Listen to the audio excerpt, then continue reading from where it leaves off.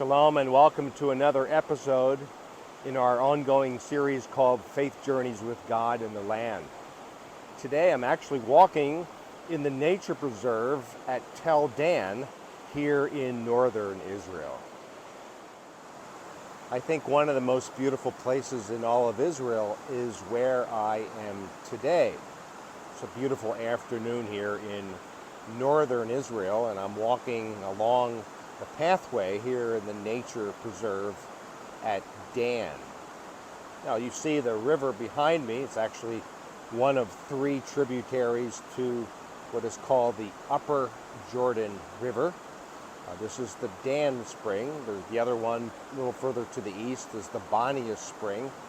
And there's a tributary that actually flows out of Lebanon. It's called the Hatzbani. But I thought I'd take you on a great walk today here along this tributary called the Dan Spring. Now I'm leaving the pathway, if you will, the cement pathway, and I'm hopping on this trail that walks essentially parallel to this tributary. You can hear the water in the background, and what I'm walking on is this pathway that will lead us to the archaeological site of Dan. So, a beautiful place. It's pretty sunny today and warm, but the water has a way of refreshing the soul, doesn't it?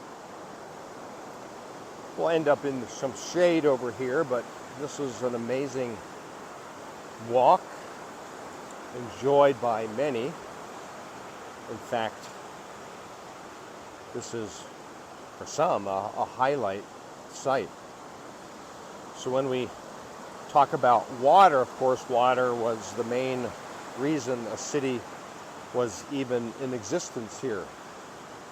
Now, back in the days of the Old Testament, the city's name was Laish until the Danites came. This is a story that's mentioned in Judges chapter 18.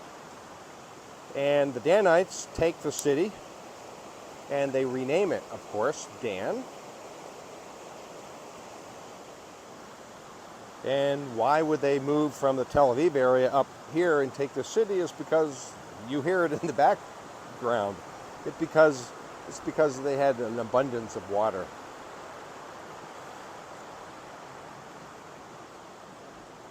But then later on, here comes Jeroboam. And we'll talk about him in another episode. He is the first king of the divided kingdom, king of the north, Israel. And he establishes a sacrificial altar system, a worship cultic center, which was not kosher, by the way, and set up a golden calf. And again, we'll expose that and talk about it in another episode. But when I walk along water like this, here at Dan especially, I think of Psalm 42.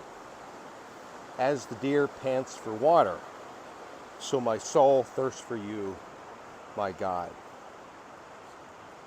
Now, in our walk of faith with God, we do come through difficult circumstances once in a while when perhaps we go through a season of dryness, perhaps a difficult circumstance that leads us to wondering if God even cares about us. We need refreshment from God. And sometimes the seasons of life are difficult to get through. We're dried out, if you will. We're worn out. And we're thirsting for God's goodness and grace. Well, certainly in our walk of faith, we are to thirst after God. It's especially important in our seasons of difficulty and dryness to thirst after the one who can replenish our soul. And that's of great encouragement, I think, as we understand that as we seek God and find Him in our difficult circumstances of life, in those dry seasons of life, He does indeed bring refreshment to us.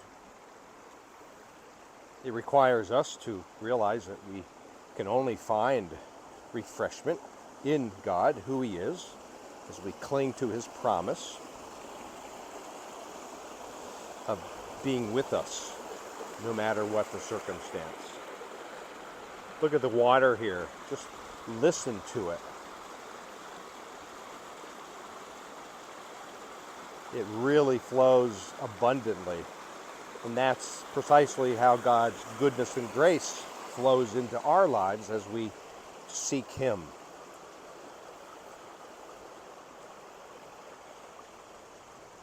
As the deer pants for water, so my soul pants for you, O God.